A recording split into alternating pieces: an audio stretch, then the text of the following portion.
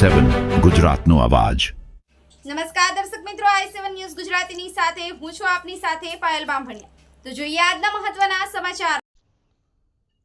પંચમહાલ તાલુકા કક્ષાના કલા મહાકુંભથી બોરુ પ્રાથમિક શાળાના બાળ કલાકારો ગૌરવાન્વિત થયાનો અનુભવ।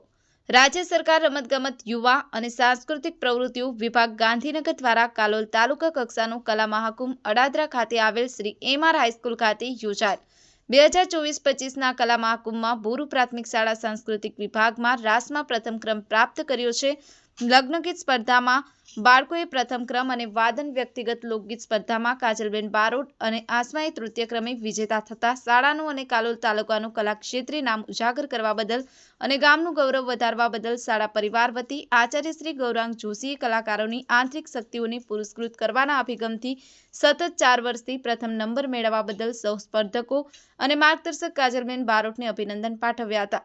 સૌનો સાથ સૌનો વિકાસ તે રીતે સાંસ્કૃતિક વારસાનું પણ જતન થાય તે ઉદ્દેશ્યને પરિપૂર્ણ કરવા છેવાડાના ગામડાઓથી માંડી અને શહેરોમાં કલાનું કલાત્મક વાતાવરણનું નિર્માણ થાય, પ્રતિભાશાળી કલાકારોને અભિવ્યક્ત કરવાની તક મળી તે બદલ સમગ્ર વાલીગણ ગૌરવની લાગણી અનુભવે છે।